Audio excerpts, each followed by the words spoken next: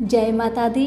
मेरे सभी प्यारे दोस्तों, मैं लक्ष्मी शर्मा बड़ों को चरण स्पर्श, छोटों को प्यार और बराबर वालों को दिल से नमस्कार करती हूँ। आज आप सभी सुनेंगे श्री दुर्गा सप्तशती की छठा, सातवां और आठवां अध्याय। महर्षि मेधा ने कहा, देवी की बात सुनकर दूत क्रोध में भरा हुआ वहां से असुरेंद्र के पास पहुंचा और सारा वृत्तांत उसे कह सुनाया। दूत की बात सुनकर असुरेंद्र की क्रोध का परवर ना रहा और उसने अपने सेनापति धूम्रलोचन से कहा, धूम्रलोचन, तुम अपनी सेना सहित शीघ्र वहां जाओ और उस दुष्ट को केसों से पकड़कर घसीटते हुए यहाँ ले आओ। यदि उसकी रक्षा के लिए कोई दूसरा खड़ा हो, चाहे वह देवता, यक्ष अथवा गंधर्व ही क्यों ना हो, उसको तुम अवश्य मार डालना। महर्षि मेधा ने कहा। शुभ के इस प्रकार आज्ञा देने पर धूम्रलोचन 60,000 राक्षसों की सेना को साथ लेकर वहां पहुंचा और देवी को देख ललकार कर कहने लगा, अरे तू अभी शुभ और निशुभ के पास चल। यदि तू प्रसन्नता पूर्वक मेरे साथ न चली तो मैं तुझे केस से घसीटता हुआ ले चलूंगा। देवी कहने लगी, असुरेंद्र का भेजा हुआ तेरे जैसा बलवान यदि बलपूर्वक मुझे ले जाएगा तो ऐसी दशा में मैं तुम्हारा क्या कर सकती हूँ। महर्षि मेधा ने कहा। ऐसा कहने पर धूम्रलोचन उसकी ओर लपका, किंतु देवी ने उसे अपनी हुक्कार से ही भस्म कर डाला। यह देखकर असुर सेना क्रोध होकर देवी की ओर बढ़ी, परंतु अंबिका ने उन पर तीखे बाणों की शक्तियां तथा फरसों की वर्षा आरंभ कर दी। इतने में देवी का वाहन भी अपनी ग्रीवा के बालों को झपकता हुआ और बड़ा भारी शब्द करता हुआ असुर सेना में कूद पड़ा। उसने कई असुर अपने पंजों से, कई अपने जबरों से और कई को धरती पर पटक कर अपनी दांतों से घायल करके मार डाला। उसने कई असुरों के अपने नखों से पेट फाड़ डाले और कई असुरों के तो केवल थप्पड़ मारकर सिर धड़ से अलग कर दिया। कई असुरों की भुजाएं और सिर तोड़ डाले और गर्दन के बालों को हिलाते हुए उसने कई असुरों को पकड़कर पेट फाड़कर उनका रक्त पी डाला। इस प्रकार देवी के उस महाबलवान सिंह ने क्षण भर में असुर सेना को समाप्त कर दिया। शुभ ने यह सुना कि देवी ने धूम्रलोचन असुर को मार डाला है और उसके सिंह ने सारी सेना का संहार कर डाला है, तब उसको बड़ा क्रोध आया। उसके मारे क्रोध के ओठ फरकने लगे और उसने चंड और मुंड नामक महाअसुरों को आज्ञा दी कि हे चंड, हे मुंड, तुम अपने साथ ही बड़ी सेना लेकर वहां जाओ। उस देवी के बाल पकड़कर और बांधकर तुरंत यहाँ ले आओ। यदि उसको यहाँ लाने में किसी प्रकार का संदेह हो तो अपने सेना सहित उसे लड़ते हुए उसको मार डालो और जब वह दुष्ट और उसका सिंह दोनों मारे जाए तब भी उसको बांधकर यहाँ ले आना। यहीं पर हमारी श्री दुर्गा सप्तशती की छठा अध्याय समाप्त हुआ। आइए अब सुनते हैं सातवां अध्याय। महर्षि मेधा ने कहा, दैत्यराज की आज्ञा पाकर चंड और मुंड चतुरंगिनी सेना के साथ लेकर हथियार उठाए और देवी से लड़ने के लिए चल दिए। हिमालय पर्वत पर पहुंचकर उन्होंने मुस्कुराती हुई देवी को जो सिंह पर बैठी हुई देखा। अब असुर उनको पकड़ने के लिए तलवार लेकर उनकी ओर बढ़े। तब अंबिका को उन पर बड़ा क्रोध आया और क्रोध के मारे उनका मुख लाल काला पड़ गया। उनकी भुकुटियां चढ़ गई और उनके ललाट में अत्यंत भयंकर तथा अत्यंत विस्तृत मुख वाली लाल आंखों वाली काली प्रकट हुई, जो अपने हाथों में तलवार और पास ली हुई थी। वह विचित्र खदक धारण की हुई थी तथा चीते की चर्म की साड़ी एवं नरमुंड की माला पहन रखी थी। उनका सांस सूखा हुआ था और शरीर केवल हड्डियों का ढांचा था और भयंकर शब्द से दिशाओं को पूर्ण कर रही थी। वह असुर सेना पर टूट पड़ी और दैत्यों को भक्षण करने लगी। वह पार्स राक्षसों, अंकुशधारी महावतों, हथियारों पर सवार योद्धाओं और घंटा सहित हाथियों को एक हाथ से पकड़ पकड़ कर अपने मुंह में डाल रही थी। इसी प्रकार वह घोड़ों, रथों, सारथियों व रथों में बैठे हुए सैनिकों को मुंह में डालकर भयानक रूप से चबा रही थी। किसी के केस पकड़कर, किसी के गर्दन पकड़कर, किसी के पैरों से दबाकर और किसी दैत्य को छाती से मसलकर मार रही थी। वह दैत्य के छोड़े हुए बड़े बड़े अस्त्र शस्त्रों को मुंह में पकड़कर और क्रोध में भरकर उनको दांतों से पीस रही थी।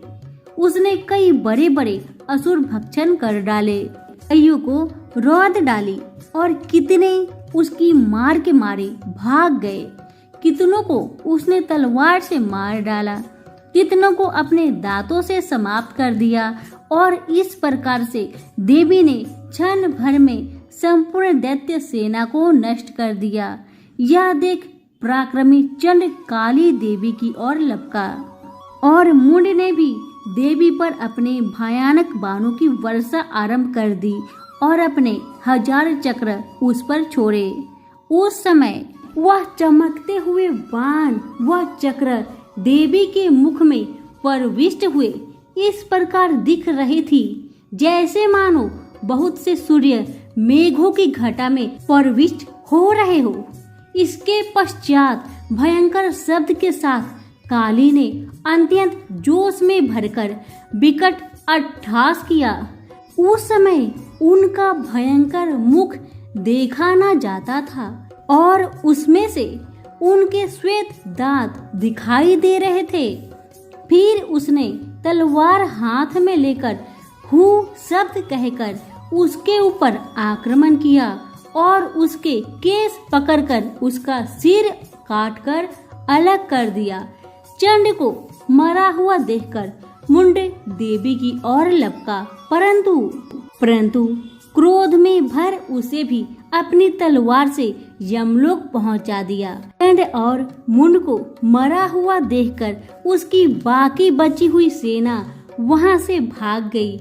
इसके पश्चात काली चंड और मुंड के कटे हुए सिरों को लेकर चंडिका के पास गई और पंचंड अट्टहास के साथ कहने लगी, ले देवी, चंड और मुंड को 2 महादैत्यों को मारकर तुम्हारी भेंट कर दिया है। अब शुभ और निशुभ को तुमको स्वयं वध करना है। महर्षि मेधा ने कहा। वहां लाए हुए चंड और मुंड के सिरों को देखकर कल्याणमयी चंडी ने काली से मधुर वाणी में कहा, देवी, तुम चूंकि चंड और मुंड को लेकर मेरे पास आई हो, अतः संसार में चामुंडा के नाम से तुम्हारी ख्याति होगी। यहीं पर हमारा श्री दुर्गा सप्तशती की 7वां अध्याय समाप्त हुआ। आइए अब सुनते हैं श्री दुर्गा सप्तशती की 8वां अध्याय। महर्षि मेधा ने कहा, चंड और मुंड नामक असुर के मारे जाने से, बहुत सी सेना के नष्ट हो जाने से असुरों की राजा प्रतापी शुभ ने क्रोध युक्त होकर अपनी संपूर्ण सेना को युद्ध के लिए तैयार होने की आज्ञा दी। उसने कहा, आज उदयुद्ध नामक 86 असुर सेनापति अपनी सेनाओं के साथ युद्ध के लिए जाए और कंबू नामक 84 सेनापति भी वहां आए और कोटि वीर्य नामक 50 सेनापति और धर्मकुल के 100 सेनापति प्रस्थान करे। काल दौहत मारे और काल के यह दैत्य भी मेरी आज्ञा से सजकर युद्ध के लिए कूच करे। भयानक शासन करने वाला असुरों का स्वामी शुभ इस प्रकार आज्ञा देकर बहुत बड़ी सेना को साथ युद्ध के लिए चला। उसकी सेना को अपनी ओर आता देखकर चंडिका ने अपनी धनुष की टंकार से पृथ्वी और आकाश के बीच का भाग गुज्जा दिया। राजन, इसके पश्चात देवी के सिंह ने दहाड़ना आरंभ कर दिया और अंबिका को घंटे के शब्दों ने उसको और भी बढ़ा दिया। धनुष की टंकार, शेर की दहाड़ और घंटे के शब्द से पृथ्वी और आकाश के बीच का भाग गूंज उठा और इसके साथ ही देवी ने अपने मुख को और भी भयानक बना लिया। ऐसे भयंकर शब्द को सुनकर राक्षस सेना ने देवी के साथ उसके इर्द गिर्द घेरा डाल दिया।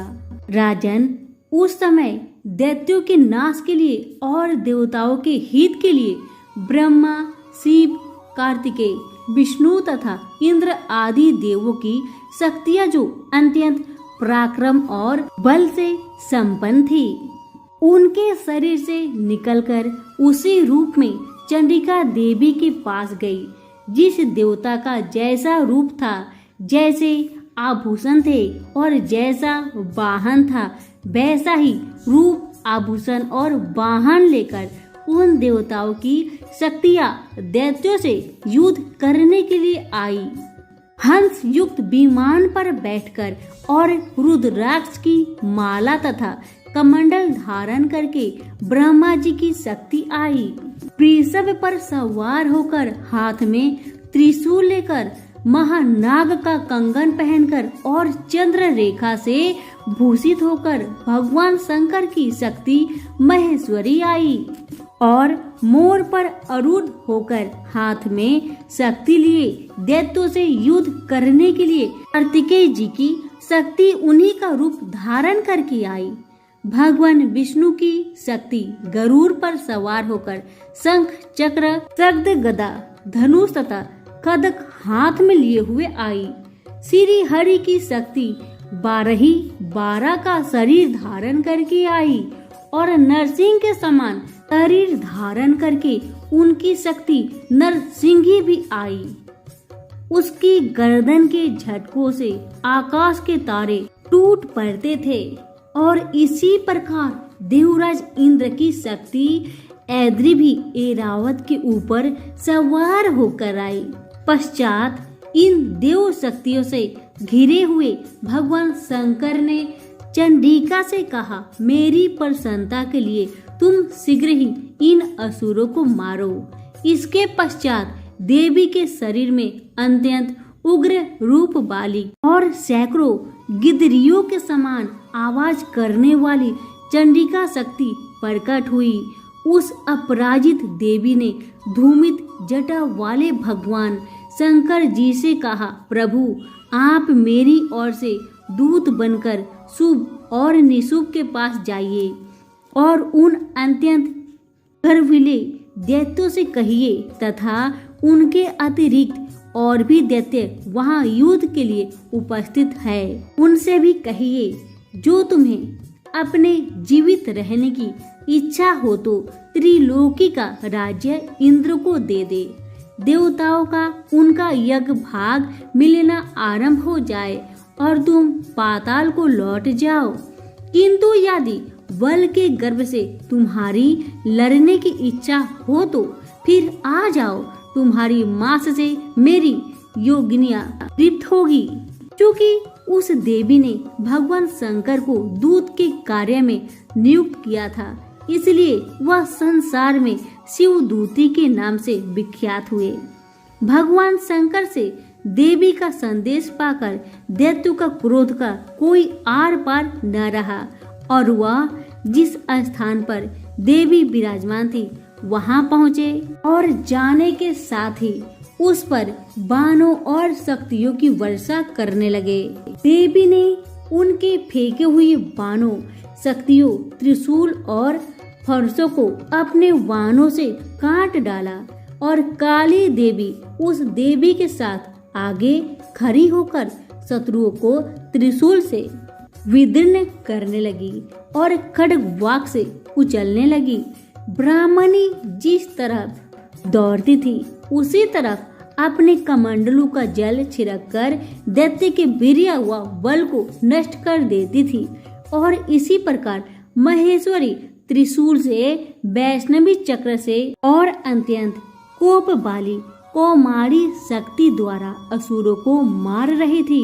और ऐन्द्री के बाजू के प्रहार से सैकड़ों दैत्य रक्त की नदियां बहाते हुए पृथ्वी पर सो गए। बारही ने कितने ही राक्षसों को अपनी थुथुन द्वारा मृत्यु के घाट उतार दिया।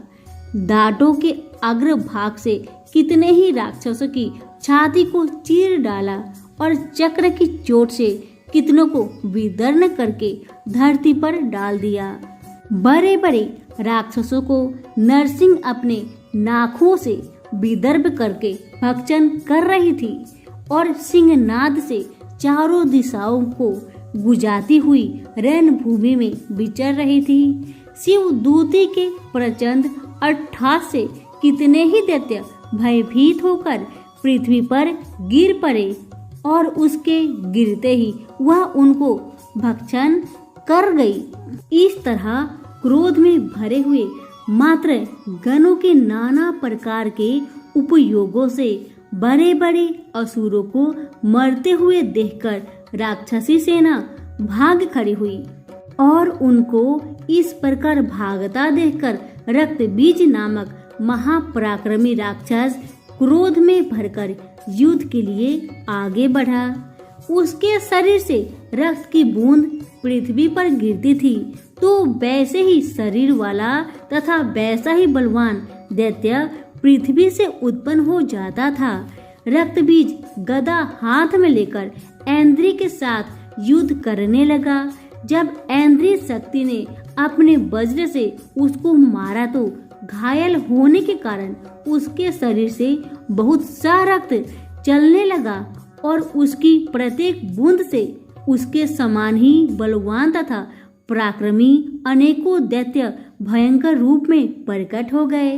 वह सब के सब दैत्य रक्तबीज के समान ही बलवान और तेज थे।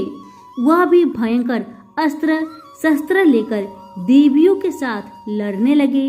जब ऐन्द्री के वज्र प्रहार से हजारों से उसके मस्तक पर चोट लगी और रक्त बहने लगा तो उसमें से हजारों पुरुष उत्पन्न हो गए। वैष्णवी ने चक्र से और ऐन्द्री ने गदा से रक्त बीज को चोट पहुंचाई और वैष्णवी के चक्र से घायल होने पर उसके शरीर से जो रक्त बहा उससे हजारों महाअसुर उत्पन्न हुए जिनके द्वारा यह संपूर्ण जगत व्याप्त हो गया। कौमारी ने शक्ति से, बारही ने खड्ग से और महेश्वरी ने त्रिशूल से उसको घायल किया। इस प्रकार क्रोध में भरकर उस महादैत्य ने सब माताओं पर पृथक पृथक गदा से प्रहार किया और माताओं ने शक्ति और शूल इत्यादि से उसको जो बार बार घायल किया उससे सैकड़ों महादैत्य उत्पन्न हुए। इस प्रकार उस रक्त बीज के चक्र से उत्पन्न हुए असुरों से संपूर्ण जगत व्याप्त हो गया, जिससे देवताओं को भय हुआ।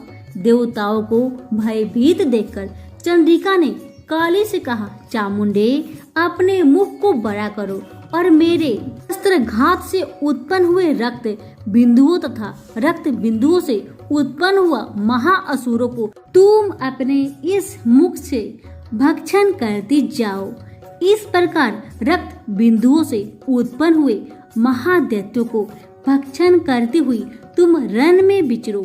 इस प्रकार रक्त छीन होने से यह दैत्य नष्ट हो जाएंगे। तुम्हारा भक्षण करने के कारण अन्य दैत्य उत्पन्न नहीं होंगे। काली से इस प्रकार कहकर चंडिका देवी ने रक्त बीज पर अपने त्रिशूल से प्रहार किया और काली देवी ने अपने मुख में उसका रक्त ले लिया। तब उसने अपनी गदा से चंडिका पर प्रहार किया। प्रहार से चंडिका को तनिक भी कष्ट ना हुआ। हाँ, उसके शरीर से बहुत सा रक्त बहने लगा, लेकिन उसके गिरने के साथ ही काली ने उसको मुख में ले लिया। काली के मुख में उस रक्त से जो असुर उत्पन्न हुआ उसको उसने भक्षण कर लिया, रक्त को पीती गई। तदंतर देवी ने रक्त बीज को, जिसका की खून काली ने पिया था, चंद्रिका ने वज्रबाण तथा खड्ग तथा रिष्टि इत्यादि से मार डाला। राजन, अनेक प्रकार के शस्त्रों से मारा हुआ और खून से वंचित हुआ महादैत्य रक्त बीज पृथ्वी पर गिर पड़ा।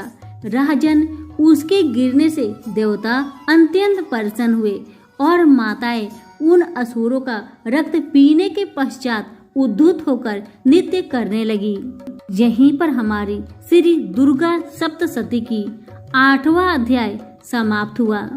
सभी प्रेम से बोले माता रानी की जय हो। आप सभी का धन्यवाद।